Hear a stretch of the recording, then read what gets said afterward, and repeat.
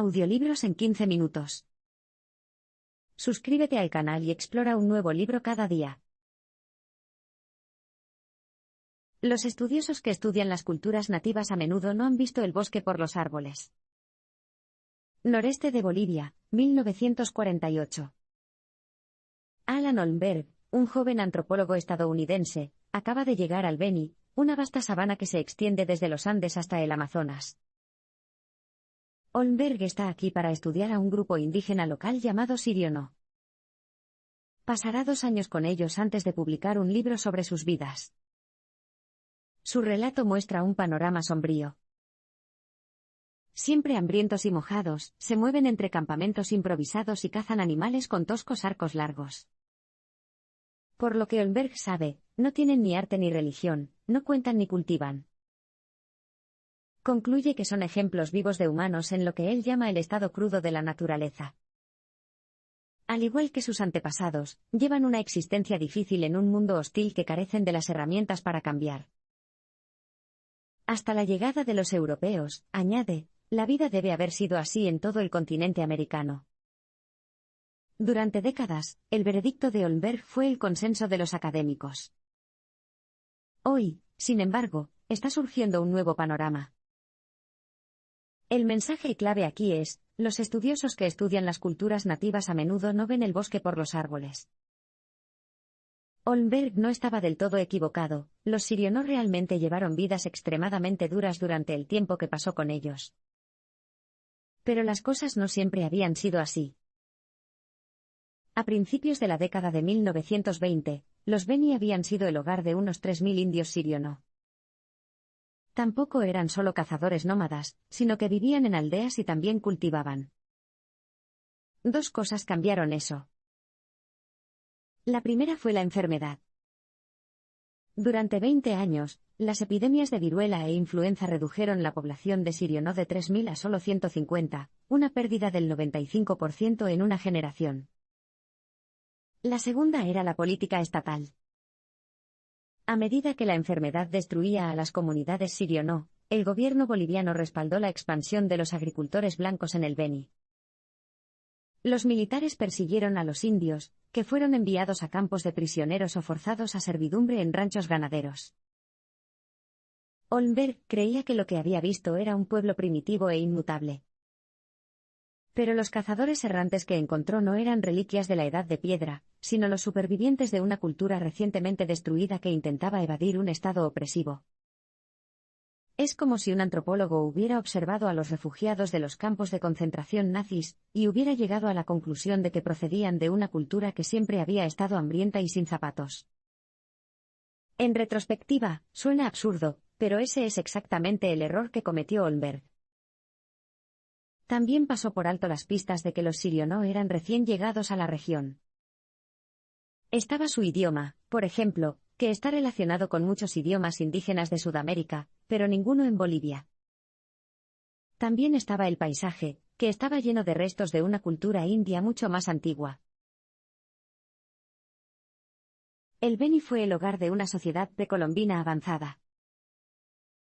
El Beni se extiende desde las frías y áridas estribaciones de los Andes en el suroeste hasta la cálida y húmeda selva amazónica en el noreste. La nieve derretida y la lluvia de las montañas inundan sus llanuras durante 6 meses. Luego, durante los próximos 6 meses, viene la sequía. El sol quema la sabana y la convierte en un mar de hierba amarilla reseca. Pero hay focos de vida. Alrededor de 20.000 montículos de tierra de hasta 60 pies de altura se ciernen sobre la llanura, proporcionando un suelo lo suficientemente húmedo como para sustentar las plantas, pero no tan anegado como para ahogarlas. Sobre el terreno, es fácil confundir estas islas boscosas con fenómenos de la naturaleza.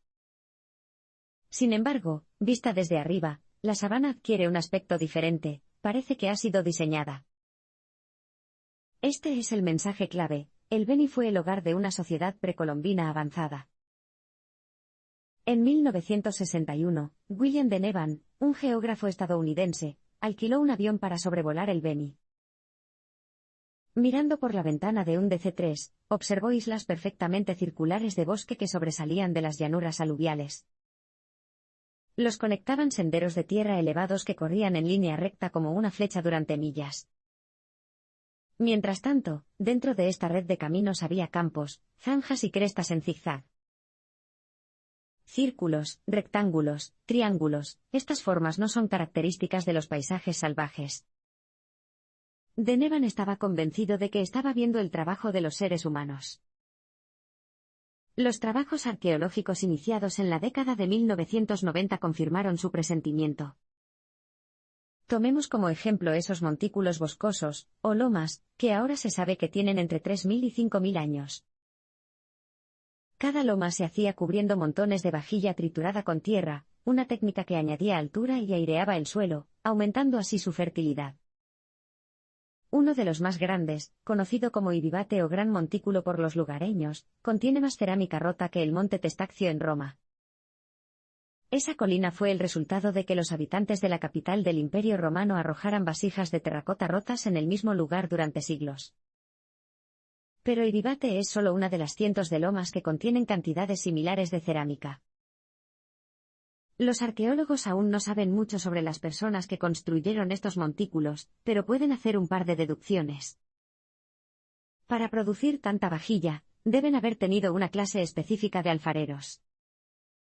Eso sugiere una sociedad grande con una división del trabajo. Después de todo, alguien tenía que alimentar a estos artesanos. Y la magnitud de los movimientos de tierra indica una planificación cuidadosa a lo largo de cientos de años. Quienquiera que fueran estos excavadores de tierras, habían dejado atrás la edad de piedra mucho antes de que Colón pusiera un pie en las Américas. Los nativos americanos no vivían de la tierra, sino que moldearon su entorno. Los excavadores de tierras de la sabana boliviana no solo producían cerámica a una escala que rivalizaba con la antigua Roma, una ciudad de alrededor de 1 millón de personas. También eran granjeros industriosos. Cultivaban frijoles, calabazas y batatas en sus campos elevados, mientras que sus lomas, los montículos elevados que crearon, albergaban huertos de árboles frutales y de frutos secos. Incluso aprovecharon la estación húmeda de 6 meses del Beni, y construyeron canales de tierra en las llanuras aluviales estacionales para meter a los peces en sus redes tejidas a mano. Aunque abandonaron sus movimientos de tierra alrededor del 1400 d.C., posiblemente debido a una enfermedad, el paisaje que dejaron es uno de los logros humanos más notables del continente. También socava un concepto erróneo de siglos de antigüedad sobre las sociedades indígenas. El mensaje clave es el siguiente: los nativos americanos no vivían de la tierra, sino que moldearon su entorno.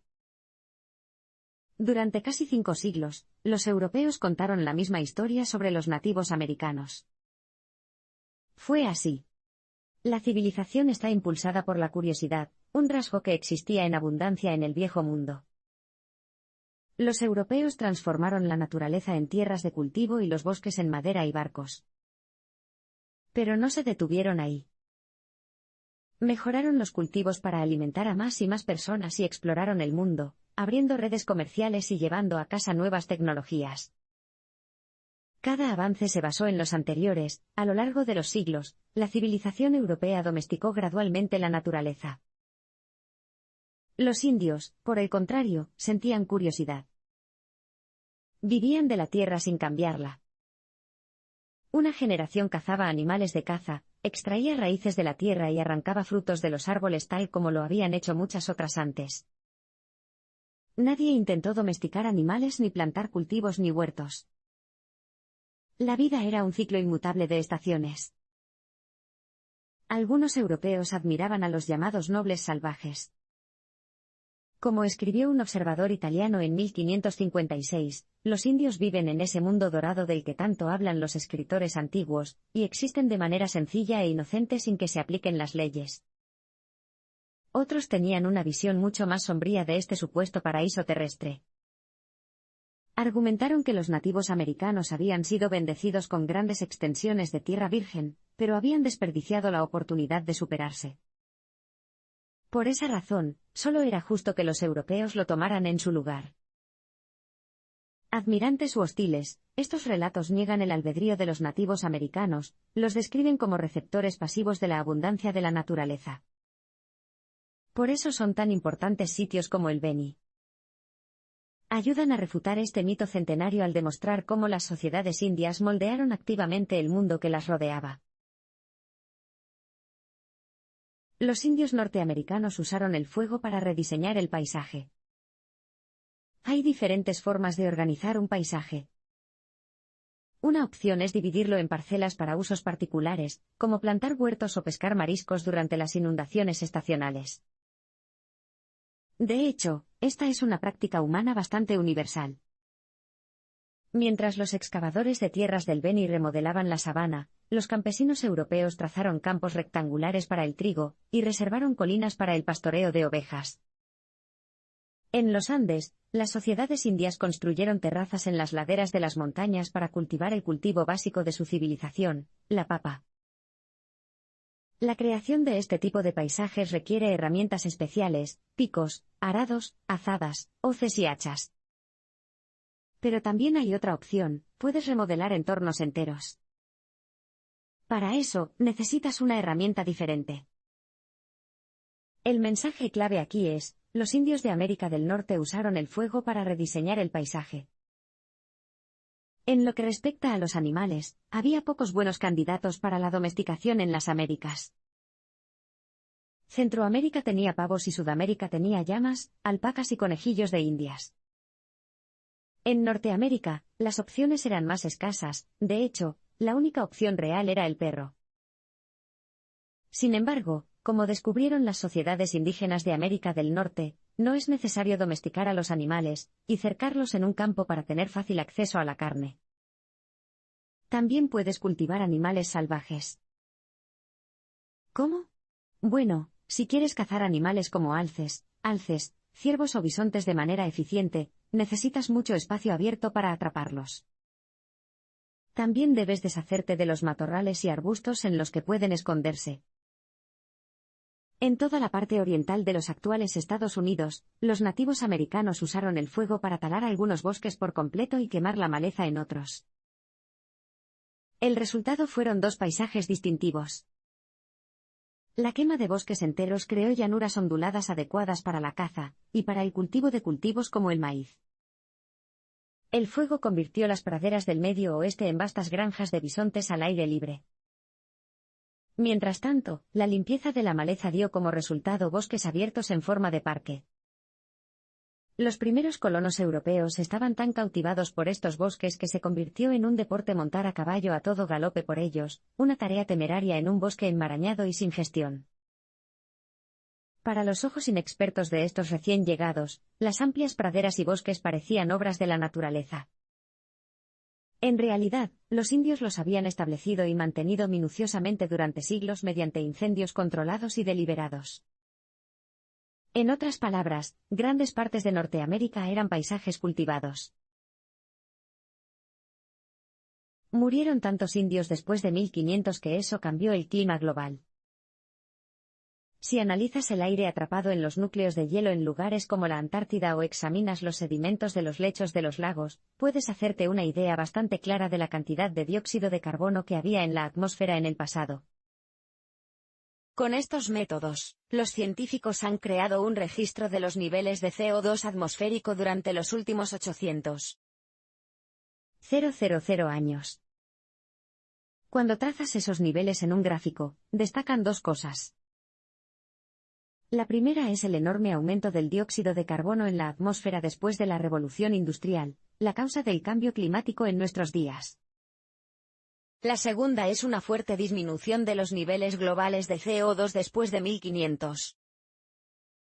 ¿Qué ocurrió en el siglo XVI para provocar este cambio? En una palabra, despoblación, mucha gente murió repentinamente. La mayoría eran nativos americanos. Este es el mensaje clave, murieron tantos indios después de 1500 que eso cambió el clima global. Tras la llegada de los europeos a las Américas, enfermedades previamente desconocidas se extendieron por las sociedades indias.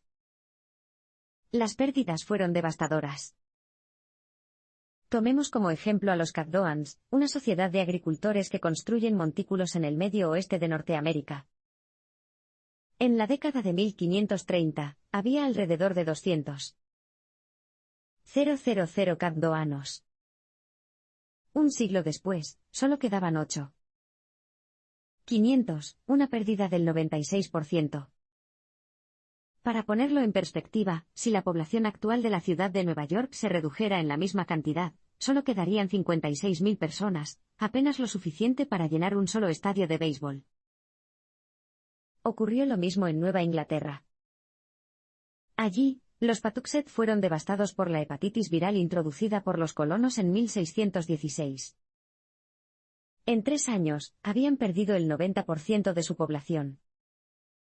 Las sociedades indias de todo el continente americano sufrieron pérdidas similares. Aunque se discuten las cifras exactas, muchos estudiosos ahora creen que estas muertes representaron la pérdida de alrededor de 1/5 parte de la población mundial. Este enorme aumento de la mortalidad dejó su huella en el paisaje. En Norteamérica, por ejemplo, la tierra talada por los nativos americanos fue recuperada con nuevos árboles, mientras que los bosques cultivados quedaron cubiertos de maleza. Estos fueron los paisajes idealizados más tarde por naturalistas del siglo XIX como Henry David Thoreau. Pensó que siempre habían sido así, de hecho, eran evidencia de una catástrofe reciente y sin precedentes. El impacto ecológico fue igual de profundo. Menos indios significó menos incendios y, por lo tanto, se liberó menos dióxido de carbono a la atmósfera. Más árboles, por otro lado, significaba que se estaba absorbiendo más CO2 de la atmósfera. Por eso hay una caída en el gráfico que muestra los niveles globales de dióxido de carbono en la atmósfera después de 1500. Las prácticas agrícolas modernas están destruyendo la selva amazónica. Enmarañados de espesas enredaderas, flores tropicales de olor pútrido, capas interminables de ramas de árboles, escarabajos tan grandes como mariposas y mariposas tan grandes como pájaros, el Amazonas, como la mayoría de la gente lo imagina, está repleto de vida. Sin embargo, la vibrante cubierta de la selva tropical es engañosa, enmascara una base empobrecida. El calor sofocante y la lluvia interminable erosionan el suelo, arrastrando los minerales y descomponiendo los compuestos orgánicos. La tierra de color rojo anaranjado que queda es muy ácida y pobre en nutrientes. Los ecologistas lo llaman desierto húmedo. Es difícil cultivar esta tierra. Limpiar el bosque ya es bastante complicado, con un hacha de piedra indígena tradicional, se necesitan alrededor de 115 horas para talar un solo árbol de 4 pies. Una vez que lo haya hecho, se enfrentará a un nuevo problema. Sin hojas en la parte superior, las gotas de lluvia golpean el suelo con el doble de fuerza, erosionando el suelo 2 veces más rápido. El mensaje clave es el siguiente: las prácticas agrícolas modernas no son sostenibles en la Amazonía. Las sociedades complejas requieren una agricultura extensiva capaz de generar excedentes de alimentos para alimentar a las personas que no cultivan ni cazan, personas como soldados, alfareros, sacerdotes y emperadores. Dicho de otra manera, estas sociedades solo pueden surgir en lugares favorables a la agricultura. Con sus duras restricciones ecológicas a la agricultura, la selva amazónica no parece ser uno de esos lugares. Los seres humanos han encontrado una forma de sortear estas limitaciones, pero esto tiene un precio muy alto: la destrucción del medio ambiente. Se llama agricultura de tala y quema. Así es como funciona. Lo primero que hay que hacer es pasar de un hacha de piedra a un hacha de metal europea. Con uno de esos, talar un árbol de 4 pies lleva 3 horas, no 115. Por supuesto, si tienes una excavadora, es cuestión de minutos. Una vez que hayas limpiado un terreno, esa es la parte de cortar, quemas todo lo que haya en el suelo. La ceniza alcalina equilibra la acidez del suelo y añade nutrientes, lo que da a los cultivos una ventaja inicial. La jungla también volverá a crecer, pero deberías poder sacar algo de la tierra, durante un par de años. Sin embargo, ahí está el truco: despeja demasiada tierra o evita que el bosque regrese durante demasiado tiempo, y la lluvia se llevará todos los minerales y nutrientes del suelo. Entonces, el sol convertirá la tierra en una sustancia parecida a un ladrillo que es impermeable e incapaz de sustentar la vida. La agricultura de tala y quema actualmente está consumiendo la selva tropical, liberando enormes cantidades de dióxido de carbono almacenado, y destruyendo la capacidad del medio ambiente para capturar agua. La agricultura moderna, en otras palabras, es una catástrofe ambiental, pero eso no significa que toda la agricultura de la Amazonía tenga que ser destructiva. Eso es algo que los indios amazónicos saben desde hace mucho tiempo. Muchos cultivos tienen problemas en la Amazonía, pero los huertos frutales prosperan. En los años 70, Betty Medgers, arqueóloga estadounidense, sostuvo que las sociedades amazónicas no podrían haberse expandido más allá de una población de unos pocos cientos debido a las limitaciones ecológicas del bosque para la agricultura. La agricultura extensiva inevitablemente sobrecargaba el suelo, y cualquier sociedad que tratara de cultivar alimentos suficientes para alimentar a un gran número de personas terminaba arrasando sus propios cimientos. El argumento de Medgers influyó en una generación de académicos y activistas ambientales, pero nuevas pruebas sugieren que las sociedades amazónicas pueden haber encontrado una solución sostenible a las limitaciones del bosque. El mensaje clave aquí es: muchos cultivos tienen dificultades en la Amazonía, pero los huertos frutales prosperan. Hace unos 4,000 años, surgió una nueva sociedad en Marajó, una isla aproximadamente del tamaño de Dinamarca en la desembocadura del río Amazonas. Fue en esta isla donde Betty Medgers formuló su teoría por primera vez. Creía que los habitantes de la isla, los Marajoara, eran descendientes de una cultura sofisticada de los Andes. Intentaron adaptar su agricultura a la zona, pero acabaron destruyendo el bosque. En los años 90, otra arqueóloga llamada Anna Roosevelt regresó al sitio. Excavó más profundo que el equipo de Medgers 20 años antes, excavando cerámica, montones de basura, montículos de tierra y evidencias de agricultura intensiva. La cantidad de sitios en toda la isla sugiere que los Marajoara no destruyeron la base ecológica de su propia existencia, sino que crearon una sociedad floreciente de unas 100.000 personas que duró aproximadamente del 800 al 1400 d.C. ¿Cómo lo hicieron? La respuesta es que no talaron el bosque para cultivar el tipo de cultivos que prefieren los agricultores que talan y queman, por ejemplo, el maíz. En cambio, plantaron huertos de frutas y nueces dentro de la selva tropical. Tomemos como ejemplo un árbol cultivado por los Marajoara, el melocotonero. Rica en vitaminas y proteínas, su fruta puede hornearse, hervirse, ahumarse o convertirse en cerveza. Fructifica 2 veces al año, lo que comienza a hacer después de media década, y vive 70 años. También produce más calorías por acre que el arroz o los frijoles. Lo mejor de todo es que prospera sin la atención humana. Los Marajoara tampoco fueron los únicos amazónicos que plantaron huertos en el bosque. En un artículo ampliamente citado de 1989, el botánico William Balee estimó que el 12% del bosque es de origen antropogénico, es decir, creado por seres humanos. Como señaló un antropólogo entrevistado por el autor, los visitantes a menudo se sorprenden de la cantidad de fruta que hay en el bosque.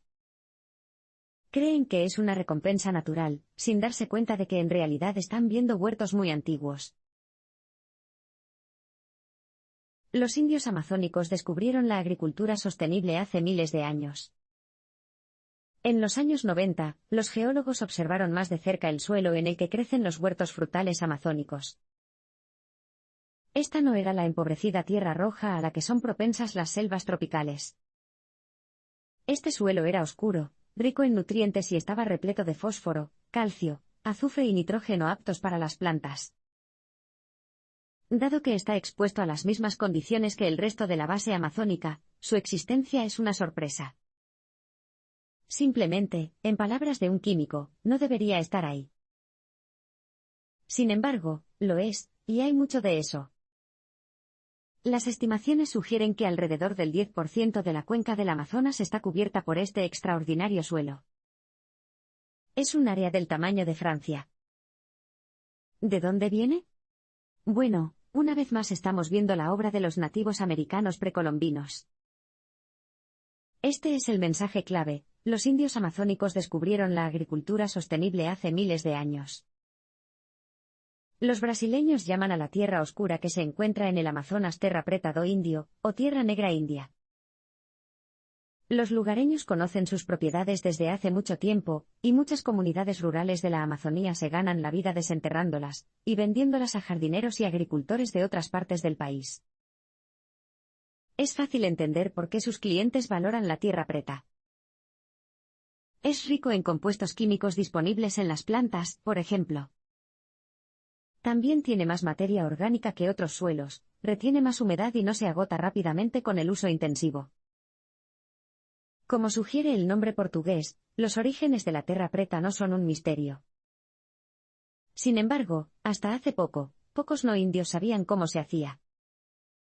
La respuesta es una técnica utilizada por las comunidades amazónicas durante miles de años conocida como tala y carbonización. A diferencia de cortar y quemar, la idea no es quemar materia orgánica hasta convertirla en cenizas. En cambio, se crean incendios con combustible como malezas, residuos de cocina, montículos de termitas y hojas de palma. Estos fuegos que arden ligeramente, que son lo suficientemente fríos como para atravesarlos, crean carbón vegetal, que luego se mezcla con la tierra. Esto le da estructura al suelo, almacena agua y proporciona a los nutrientes algo a lo que aferrarse. Los experimentos sugieren que la tierra preta puede conservar estas propiedades hasta por 50.000 años. Pero esa no es la única ventaja de cortar y quemar, sino que también es altamente sostenible. A diferencia de los incendios que se utilizan para cortar y quemar, libera poco carbono a la atmósfera. Y dado que el suelo que produce permanece fértil durante milenios, los agricultores pueden lograr altos rendimientos con un uso mínimo de fertilizantes químicos. Por estas razones, muchos expertos creen que la Tierra Negra de la India desempeñará un papel clave en la transición a una forma más sostenible de agricultura mundial. Los agricultores centroamericanos cambiaron la forma en que el mundo come. ¿Cuándo llegaron los indios por primera vez a las Américas?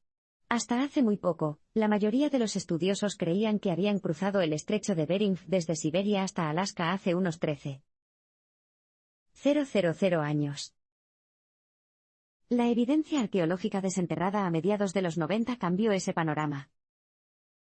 Ahora parece probable que los indios llegaran a Chile hace 30.000 años, lo que significa que deben haber llegado a Alaska incluso antes.